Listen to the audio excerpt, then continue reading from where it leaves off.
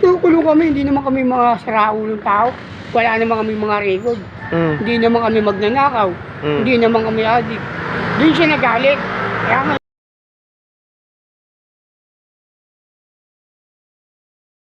mineral na dala mo kahapon, puno-puno yun, kaya ko yun. 5, 3, bumubuhat ako yun. Ano boss?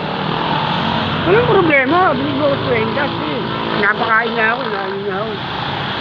Yung parinig daw yata sa asawa, ay di ko narinig eh. Relax daw kumain, asawa ko. Hindi ko boss, huwag yung paringgan na asawa ko, itatrabaho naman ako sa inyo eh. Natural, malaki kumain. Magdamit buhay naman ako sa inyo eh. Talagang ganyan niya kasi sasada kami, saka lagi gutom ng asawa ko. May parinig daw din sa asawa ko. Sa kanya daw, relax daw siyang kumain. O di pagkaganyan, sabi ko, hindi mo na akong manilbos. Ako na lang mismo ako sa inyo. Talo ko sa ginawa niyo. Dalawang sasakyan, tapos tinaras ko pati yung gulong. Tama nga siya sa akin.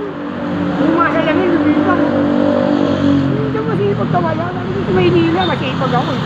Yan nga lang, hindi ko na pag-ipunan yung pera ko dito. Kahit lang ng kain ko saan. Gusto pa niyan araw-araw manok. Tapos kumahan talaga sa ako. Hindi nga ako nakapindar ng ano, gusto ko ganyan eh. Kahit bike, book na. So sabi niya sa akin ang kaibigan ko. Yan ako naniniwala ko sa Manila, wala rin kayong bahay ba? May bahay ako, hindi naman kapatid ko. Ito nga lang mali na ito. Hinuli kami ng TS.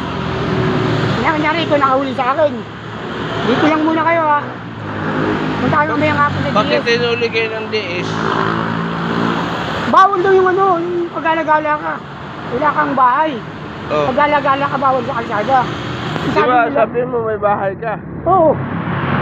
Umalis nga kami, dahil kasi siyempre ikaw, halimbawa, tayo sila magkasama sa bahay. Ano ka, doon ka lang sa bahay, hindi maghanap buhay ka, di ba? Hanap buhay kami. Kaya lang masama nun, naghanap buhay kami sa kalye, doon kami naglali, nagdaanan kami ng sasakyan nila. Hindi lang kami hinuli nga, ang dami. Ngayon, tignan mo, punta ka sa Carbon. Sabi nila, bibigyan namin kayo ng magandang tulugan. Hanap buhay. Dadali namin kayo sa Cebu. Sabi, ito konting pera, sige sumakay na sa barko. Ang ganyan kami, ito konting pera, sumakay na kayo sa barko. Walang tataka sa inyo ha. Para yung cellphone niya, yan tawagin niya na yung babagsakan namin dito, yung mga kasama nila. Ano yun, DSWD ng?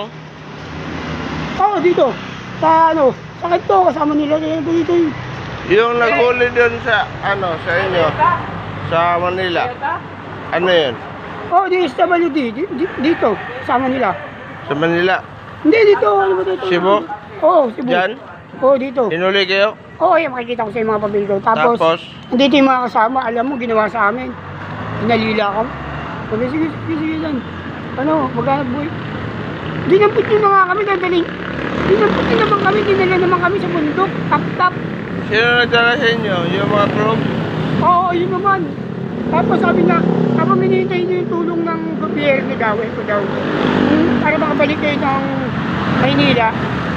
Ang magbibigay ng pamasahe sa inyo, gobyerno. Doon muna kayo. Alam mo, ginawa sa akin. Kaya ko rin kasi, kahit nga ng trabaho, walang probinsya. Bukid, baba ako. Boss, ito na itong guys. Nagluluto na yan. Lahat ng huli, pakakain. Sige, kumain na kayo. Maawa ka, tignan mo. Yung bawa lang, panggap pa, pahuli ka sa kanila. Makikita mo, alam mo yung mga hinuli. Andun yung pa hanggang ngayon, matatanda, mamamatay na. Saan? Hindi pinakakawalan. Saan? Oo, tingin mo to. Yan, sa likod yan. Sa bundok na yan. Sa likod yan. Tapos Yan? luma, oo. Hindi, sa kabila na ito, dito. Ano ka? Sa bundok? Oo. Doon kayo tinapon? Diyan ka dadalhin. Tapos ang gagawin siya, pakakainin ka. Ganun, konti. Kakailahin ka. Kakailahin mo yung mga ano na yun ha. Gagawin. DSWD ang ano sa inyo, naglagay doon? Saka yung kasama nila dito, ano ba tawag dito? Yung kasama nila. Ano yung DS? Ano ba yun? Yung Kasama ng DS dito, parang DPW8. yun din. Yan. Nakaranas pa kami ng banat, binanatan niya pati ako.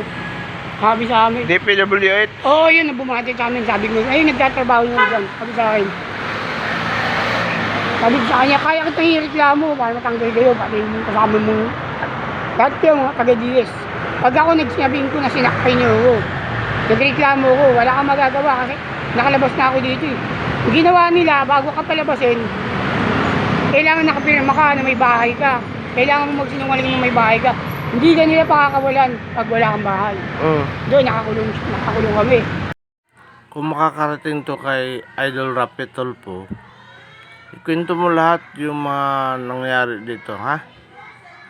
Kinukulong kami, hindi naman kami mga saraulong tao. Wala naman kami mga record. Hindi naman kami magnanakaw. Hindi naman kami adik. Doon siya nagalit. Kaya